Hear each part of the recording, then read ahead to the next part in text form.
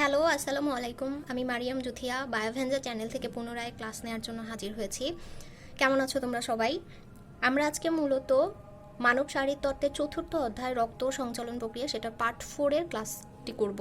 তো এই ক্লাসে মূলত গত যে পার্ট 3টা গিয়েছে সেই পার্টগুলোতে হৃৎপিণ্ডের গঠন, হৃৎপিণ্ডের কপাটিকা সমূহ সেটা নিয়ে ভালো মতো পড়ানো হয়েছে। তো আজকে মূলত আমরা শুরু করব হচ্ছে মানবদেহের রক্ত সংবহন প্রক্রিয়া দিয়ে। তো এই রক্ত সংবহন প্রক্রিয়ায় পুরো প্রক্রিয়াটা অবশ্যই যেহেতু আমরা মানবদেহের হৃৎপিণ্ড পড়তেছি, তো মানবদেহের হৃৎপিণ্ডের রক্ত সঞ্চালন প্রক্রিয়া পুরোটাই হচ্ছে বদ্ধ প্রকৃতির। মূলত রক্ত সঞ্চালন প্রক্রিয়া যদি বলা হয় যে মোট কত ধরনের রক্ত সঞ্চালন প্রক্রিয়া আছে, তো সেটা অবশ্যই দুই ধরনের, একটা হচ্ছে মুক্ত প্রকৃতির, আরেকটি হচ্ছে বদ্ধ প্রকৃতির। তো যত নন কর্ডাটা পর্বের প্রাণী আছে এদের ক্ষেত্রে হচ্ছে প্রক্রিয়া সবসময় বলা হয় মুক্ত প্রকৃতির। তো নন কর্ডাটার ভেতরেও একটা ব্যতিক্রম আছে, শুধুমাত্র মনে রাখতে হবে অ্যানেলিডা ব্যতীত সবার ক্ষেত্রে হচ্ছে মুক্ত প্রকৃতির, এবং অ্যানেলিডা সহ যত মেরুদণ্ডী প্রাণী আছে সবাইকে নিয়ে মূলত তাদের রক্ত সংবহন প্রক্রিয়া বলা হয় হচ্ছে বদ্ধ প্রকৃতির।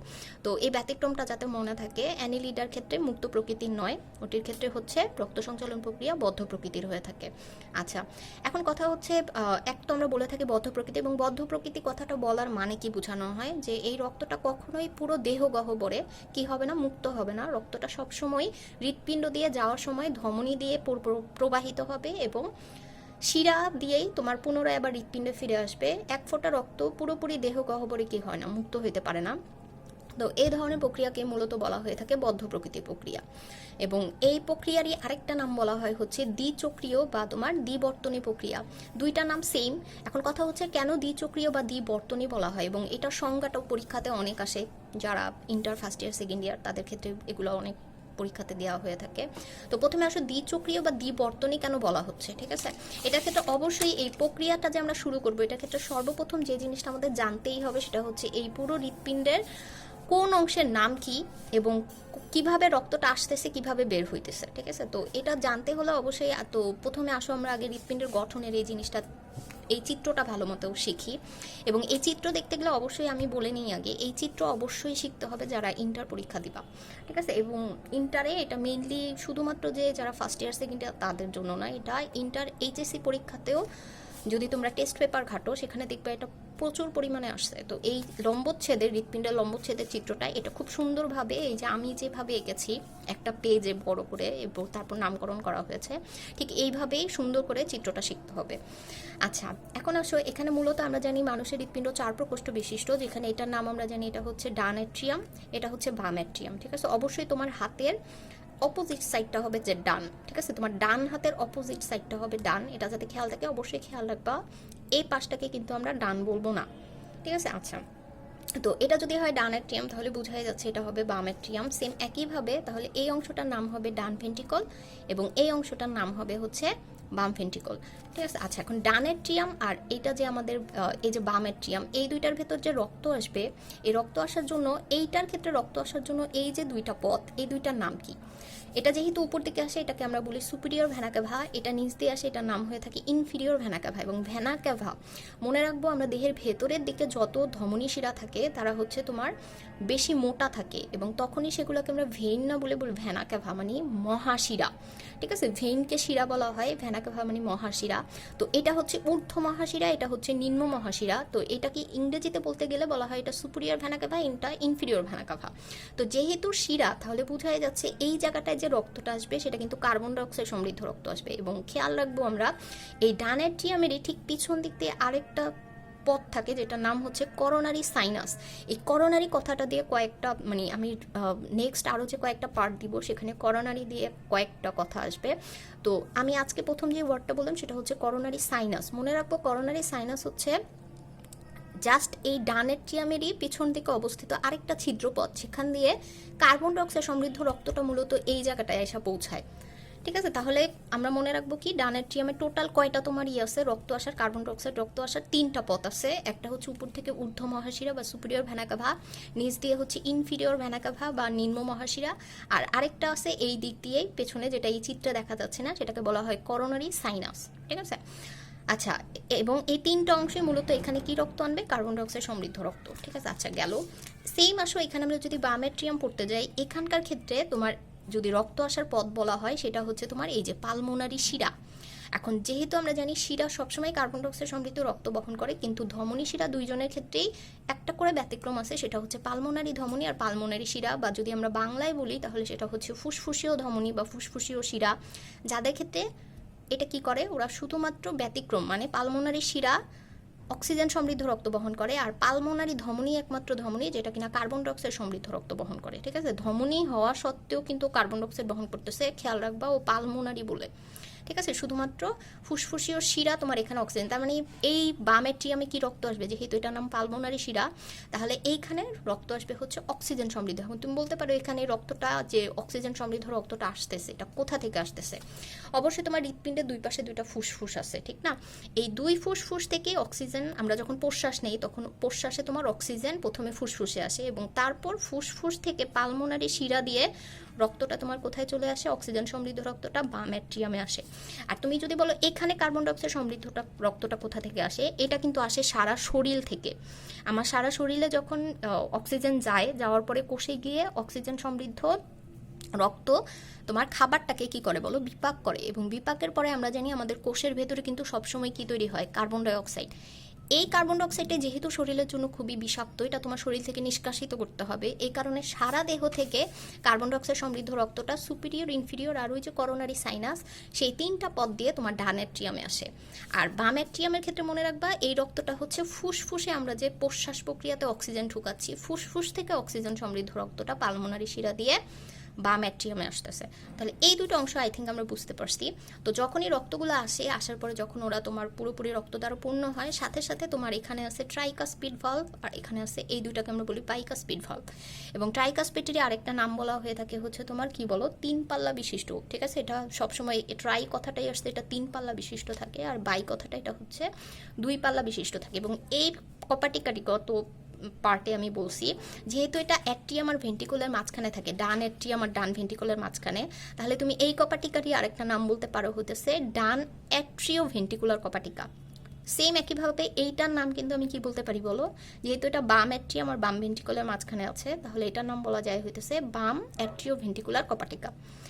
আচ্ছা, তো কথা হচ্ছে যে প্রথমেই যখন তোমার এই কপাটিক, মানে রক্ত দ্বারা পূর্ণ হবে, কার্বন ডাই অক্সাইড সমৃদ্ধ রক্ত তোমার এই ট্রাইকাসপিড কপাটিকা খুলে গেলে প্রথমে আসবে হচ্ছে তোমার ডান ভেন্টিকলে, আর অক্সিজেন সমৃদ্ধ রক্ত বাইকাসপিড কপাটিকা খুলে গেলে আসবে হইতেছে তোমার বাম ভেন্টিকলে। আচ্ছা, আসার পরে সাথে সাথে আমরা জানি কপাটিকাগুলো সবসময় তোমার বন্ধ হয়ে যায়, এক ফোঁটা রক্ত তোমার পিছনে যেতে পারে না, কারণ কপাটিকাগুলোর পথ সবসময় এরকম একমুখী থাকে, কখনোই পিছনের দিকে এভাবে খুলতে পারে না। এখন এখানেও কিছু কথা আছে, এই যে সুতার মতো যে জিনিসটা, এটা কি? ঠিক আছে, এই যে অংশগুলো, এগুলোকে বলা হয়, এটা একটা তন্তুময় অংশ, যেটার এখানে দেখবা নাম লেখা আছে, তোমাদের বইতেও দেখবা লেখা আছে, এটাকে বলা হয় হচ্ছে কর্ডি টেন্ডিনি। ঠিক আছে, কর্ডি টেন্ডিনি মেইনলি হচ্ছে এই কপাটিকার মতো যে পাল্লার অংশটা আছে, এই অংশটাকে আটকায় রাখতেছে। ঠিক আছে, কারণ কি, দেখো জিনিসটা যখন পিছনের দিকে উল্টাবে, রক্ত দ্বারা যখন ভেন্ট্রিকলগুলো ভরবে, তখন রক্ত কিন্তু তোমার এই পাল্লাগুলোকে পিছনের দিকে প্রেসার দিবে যে তুমি উপরের দিকে উঠো। তো যখন উপরের দিকে উঠতে নিবে, ওর কিন্তু ইচ্ছা থাকবে যে না, আমি এভাবে বিপরীত দিকে খুলবো, কিন্তু চাইলেও কেন পারবে না, কারণ এই যে কর্ডি টেন্ডিনিটা যে আছে, এটা ওকে কি করবে, টান দিবে। ফলে দেখা যাবে যে ও সবসময় তোমার এইভাবেই আটকাবে, ও চাইলেও পিছনের দিকে কি হতে পারবে, খুলতে পারবে না। তো কর্ডি টেন্ডিনি মেইনলি হচ্ছে তোমার কপাটিকাগুলাকে, এই যে নিলয়ের প্রাচীরের এই যে অভিক্ষেপগুলো যে থাকে, এই নিলয়ের প্রাচীরের অভিক্ষেপগুলোকে আমরা আবার বলি হচ্ছে তোমার প্যাপিলারি পেশি। ঠিক আছে, তো এই যে প্যাপিলারি পেশিগুলা, এই প্যাপিলারি পেশির সাথে কপাটিকাগুলাকে সংযুক্ত রাখার যে কাজ, সেটাই করে হইতেছে কর্ডি টেন্ডিনি, যেটা কিনা তন্তুর মতো একটা অংশ। তো এখানে যদি বলা হয়ে থাকে কর্ডি টেন্ডিনি কি, যেটা এখানে প্যাপিলারি পেশি থাকে, তারপর এখানে আরও কিছু থাকে, কলামণি কর্ণী থাকে। ঠিক আছে, এই কলামণি কর্ণী বা প্যাপিলারি পেশি যদি বলা হয় জিনিসগুলো কি, তাহলে বলতে হবে এগুলো হচ্ছে নিলয়ের প্রাচীরের অভিক্ষেপরূপী অংশ। ঠিক আছে, যেগুলার কাজই হইতেছে কর্ডি টেন্ডিনের মাধ্যমে ওরা কপাটিকাগুলোকে যে কোনো একদিকে আটকায় রাখে, আরেক দিকে খুলতে দেয় না। আচ্ছা, আই থিঙ্ক আমি এতটুকু বুঝাইতে পারছি।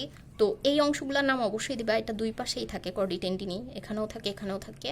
আর এই অভিক্ষেপরূপী অংশগুলোর নাম তুমি কর্ডি টেন্ডিনি, প্যাপিলারি পেশিও দিতে পারো, বা তুমি কলামণি কর্ণীও দিতে পারো, সমস্যা নেই।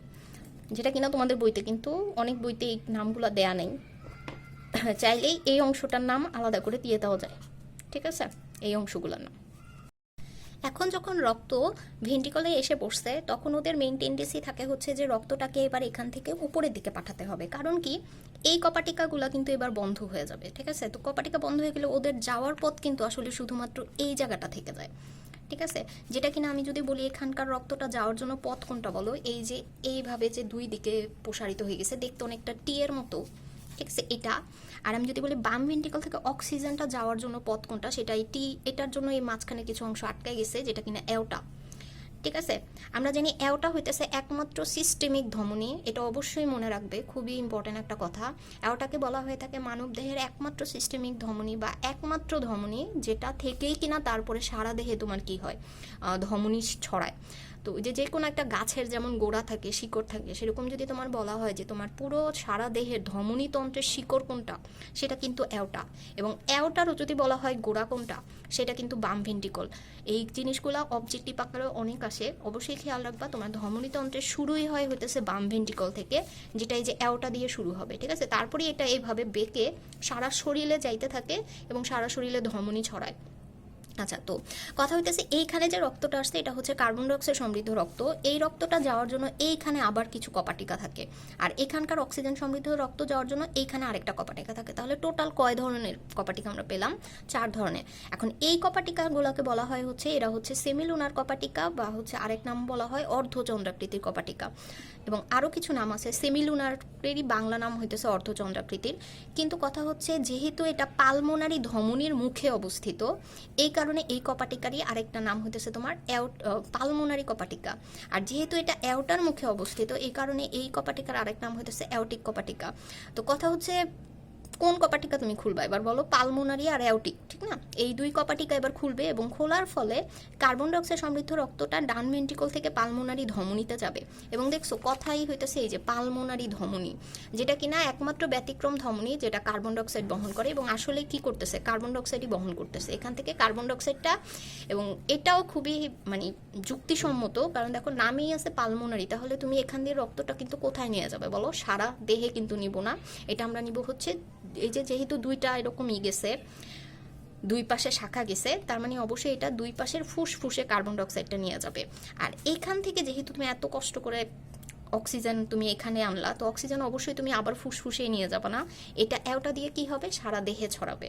তাহলে এতগুলো কথা বলার মেইন কারণ হইতেছে তোমার প্রক্রিয়াটাকে কেন বলা হইতেছে দ্বিচক্রী বা দ্বিবর্তনী প্রক্রিয়া।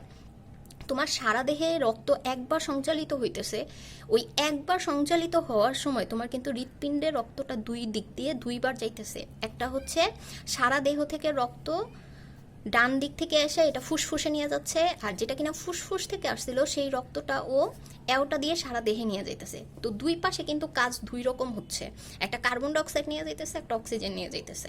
রক্ত কিন্তু দুইবার সঞ্চালিত হলো, সারা দেহে একবার রক্ত প্রবাহিত হওয়ার সময় তোমার এই হৃৎপিণ্ড দিয়ে রক্ত দুইবার সঞ্চালিত হলো। এ কারণে এবং দুই ধরনের প্রক্রিয়া এখানে হইতেছে একসাথে, এ কারণে এটাকে বলা হয় হচ্ছে দ্বিবর্তনী বা তোমার দ্বিচক্রীয় প্রক্রিয়া, ঠিক আছে। তো এই যে দ্বিবর্তনী বা দ্বিচক্রীয়, আমি আই থিঙ্ক পুরো প্রক্রিয়াটা এখানে ওভারঅল দেখাইতে পারছি। তো পরীক্ষাতে যখন আসলে আসে যে রক্ত সংবহন প্রক্রিয়া আলোচনা করো, তখন আসলে এইভাবে ইন ডিটেলস লেখা যায় না।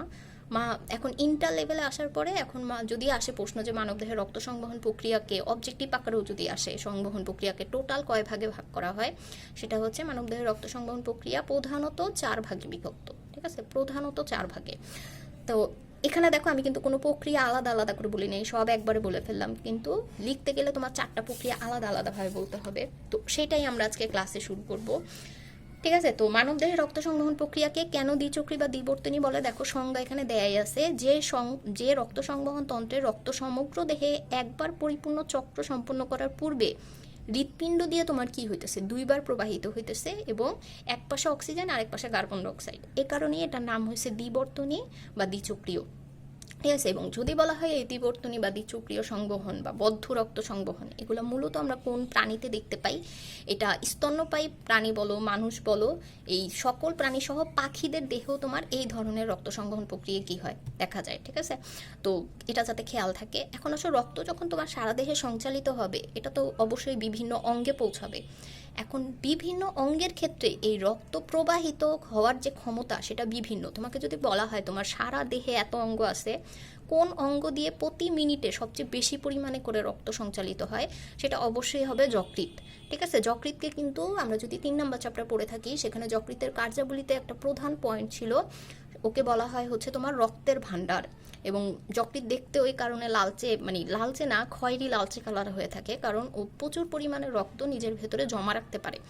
এটা কি, এটার মেইন কারণ হচ্ছে রক্ত যখন সঞ্চালিত হতে নেয় পার মিনিটে যকৃৎ দিয়ে তোমার 1350 ml করে রক্ত কি হয়, প্রবাহিত হয়। এটাকে বলা হয় সবচেয়ে বেশি মাত্রায় রক্ত প্রবাহিত হওয়া অঙ্গ, যেটা কিনা যকৃৎ। এরপরে যদি তোমাকে বলা হয় দ্বিতীয় আর তৃতীয় মাত্রায় সবচেয়ে বেশি রক্ত কোনটা দিয়ে প্রবাহিত হয়, যেটা কিনা বলা হয়েছে তোমার 1100 আর আরেকটা হচ্ছে 700, সেটা হচ্ছে অবশ্যই দ্বিতীয় মাত্রায় বলা হয় বৃক্ককে, এবং 3 নম্বরের ভেতরে আছে হচ্ছে আমাদের মস্তিষ্ক। তাহলে বৃক্কর ক্ষেত্রে মূলত 1100 ml পার মিনিটে রক্ত প্রবাহিত হয়, আর মস্তিষ্কের ক্ষেত্রে হচ্ছে 700 ml পার মিনিট করে তোমার কি হয়, রক্ত প্রবাহিত হয়। তো এটা খুবই ইম্পর্ট্যান্ট একটা অবজেক্টিভ, অবশ্যই খেয়াল রাখবা। তোমার প্রত্যেক অঙ্গ দিয়ে একই পরিমাণ রক্ত প্রবাহিত হবে না, সবচেয়ে বেশি হবে যকৃতে, তারপরে বৃক্কে, এবং তারপরে হচ্ছে 3 নম্বর মস্তিষ্ক। এখন আসো যে রক্ত সংবহন প্রক্রিয়া আছে, এই পুরো সংবহন প্রক্রিয়াটাকে আমরা মূলত বললাম যে এটাকে 4টা ভাগে ভাগ করা হয়: সিস্টেমিক সংবহন, পালমোনারি সংবহন, করোনারি সংবহন আর পোর্টাল সংবহন। এই যে 4টা ভাগ করা হয়েছে, এই জিনিসটাই মূলত অলরেডি আমরা পড়ে ফেললাম এই চিত্রের ভেতরে। ঠিক আছে, তো অলরেডি আমরা এটা পড়েছি, যেটাকে এখন তোমার ছোট ছোট ভাগ করে পড়তে হবে, যেটা কিনা রিটেন কোশ্চেন খুবই ইম্পর্টেন্ট, ইন্টারের জন্য খুবই আসে এটা।